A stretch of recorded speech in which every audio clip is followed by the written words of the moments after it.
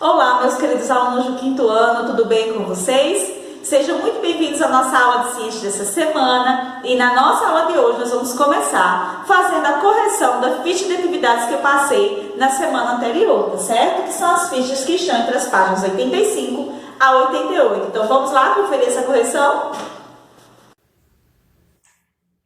Olha só, gente, a primeira questão dessa ficha de atividades, ele pede para que vocês respondam as perguntas a seguir e preencha a cruzadinha com as respostas dadas a ela. Então, primeiro, qual é o componente mais abundante da urina? Então, a gente sabe que o que tem maior quantidade é a água. Então, vocês vão escrever aqui no 1 a palavra água, tá certo?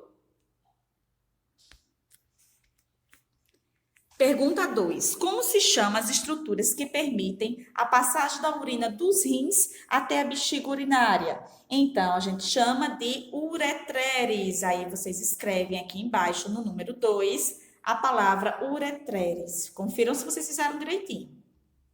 Já na pergunta 3, ele diz, qual é o nome do líquido resultante da filtração do sangue? Então, o que é que resta quando o sangue é filtrado? E aí, gente? A urina, não é? Então, vocês vão colocar a urina aqui na linha 3. Linha 4. Qual é o nome da estrutura que permite a saída da urina do corpo? Então, o nome dessa estrutura é chamada de uretra.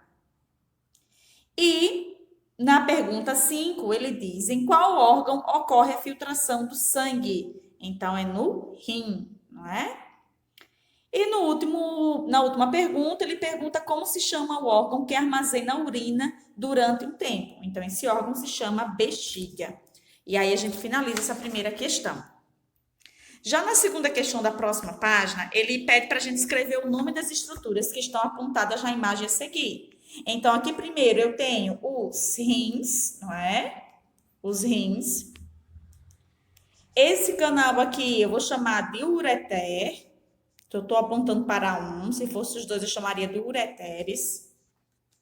E essa parte aqui eu vou chamar de bexiga.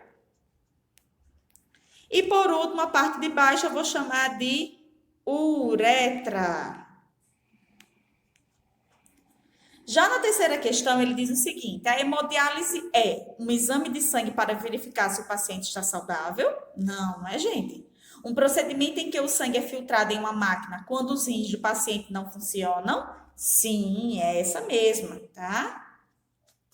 Já na próxima fichinha de atividades, ele diz assim, escreva-se para os órgãos e as estruturas do sistema cardiovascular. E é para os órgãos e as estruturas do sistema excretor.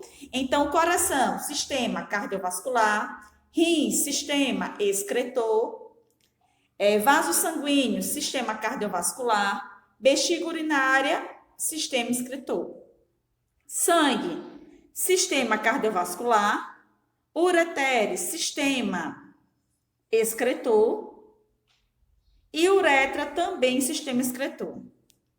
Já na segunda questão, ele pede para a gente completar as lacunas a seguir. Então, vamos lá. O bombeia. Quem bombeia? O coração, não é? Bombeia o sangue para outras partes do corpo. A pequena circulação ocorre entre o coração e os pulmões. A grande circulação ocorre entre o coração e o restante do corpo. E aí a gente finaliza essa segunda questão. Já na terceira, ele pede para a gente analisar a imagem a seguir, que representa uma veia e uma artéria. Por que as paredes das artérias são mais grossas do que as veias? E aí, gente, lembra do que a gente estudou na aula anterior? Então, veja bem, as artérias, elas são mais grossas por quê? Porque elas precisam ter paredes mais espessas. Por quê? Porque recebem o sangue diretamente do coração em altas pressões. Já as veias, elas são menos espessas, né? Menos grossas. Por quê? Porque elas trazem de volta o sangue ao coração, cuja pressão nas paredes do vaso é menor. E na quarta questão, vocês vão elaborar um esquema que explique de que maneira os sistemas digestório, respiratório, cardiovascular e excretor interagem para manter o organismo funcionando. Então, vocês vão aí fazer esse esquema bem caprichado e vão mandar para a tia Ju, tá certo? E a gente finaliza a correção dessas fichas.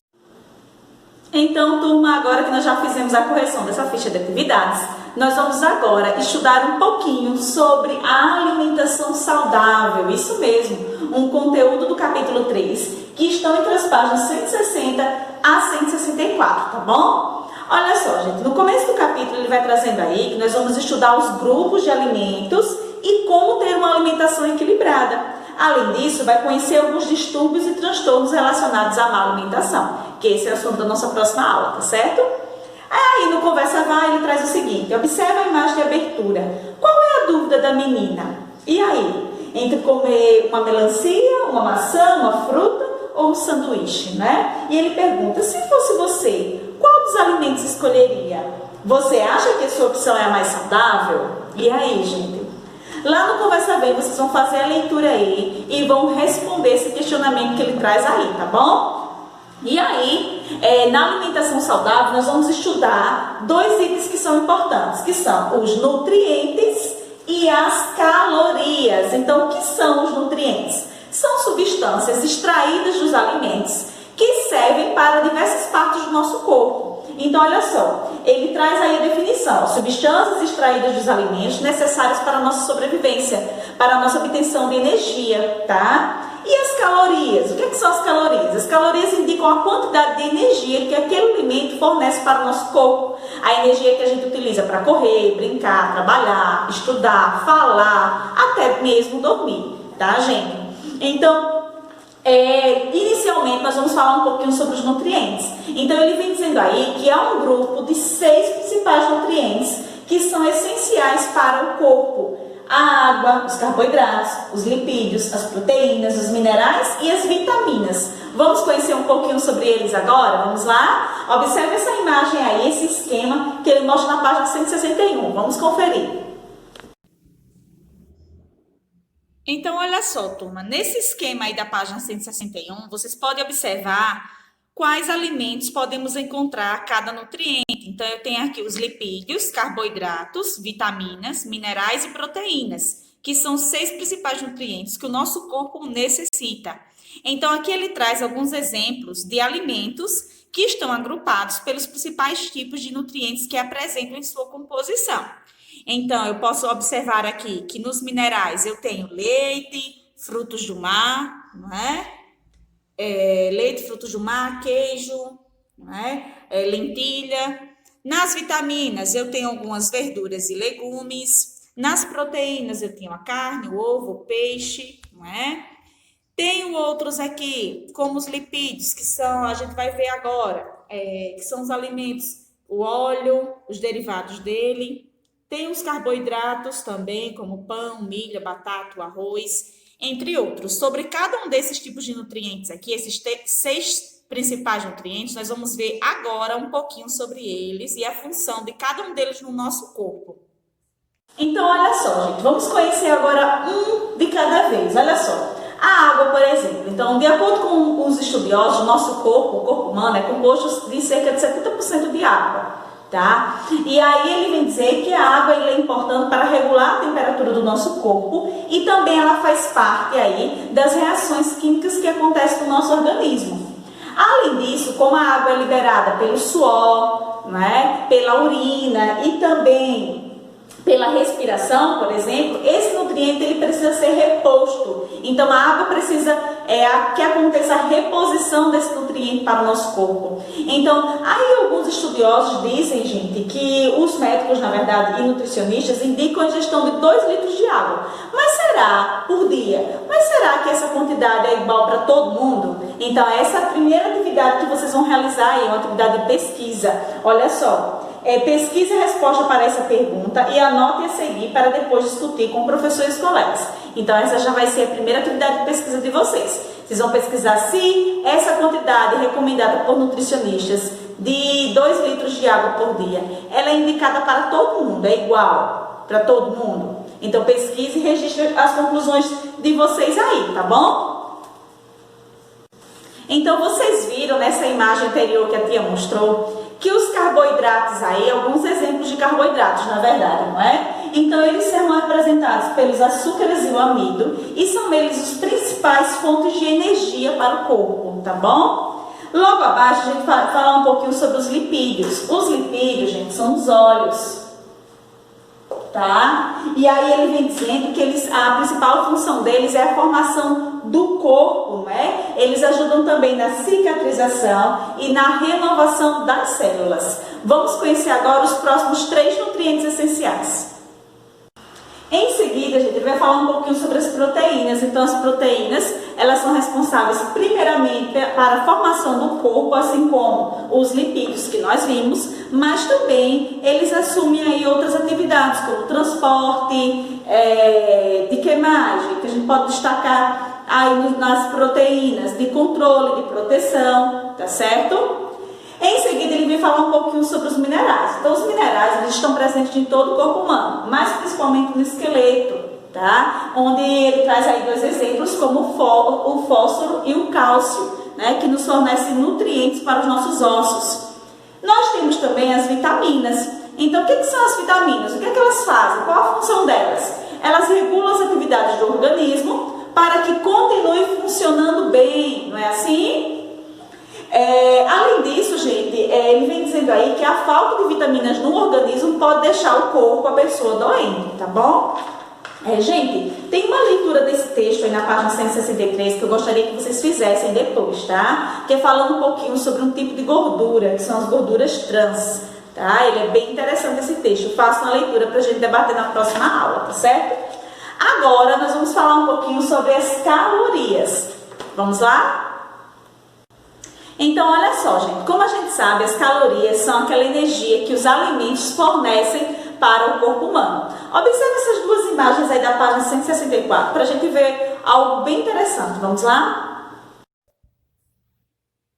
Então, olha só, gente, nessas imagens aí, nós podemos observar, né, e responder ao seguinte questionamento: em qual situação você acha que está ocorrendo maior consumo de energia?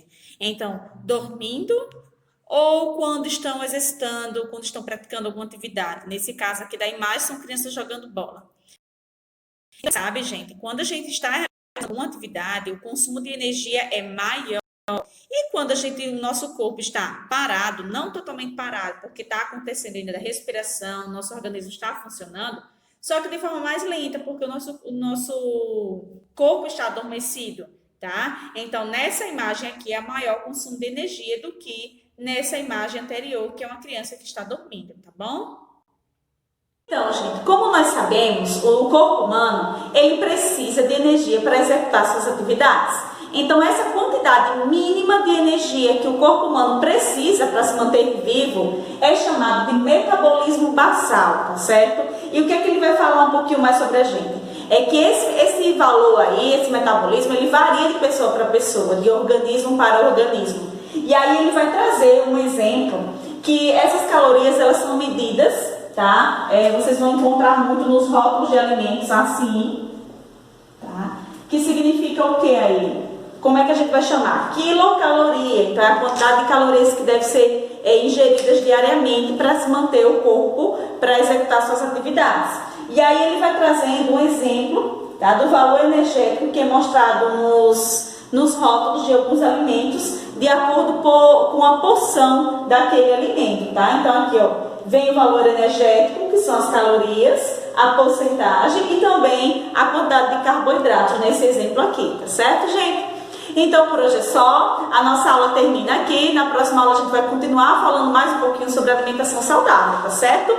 E como tarefa de casa, vocês devem ter observado aí que na aula atividade de ciências nós temos a ficha de atividades das páginas 89 e 90, que será uma atividade que vocês farão sozinhos. Na próxima aula a gente faz a correção, tá bom?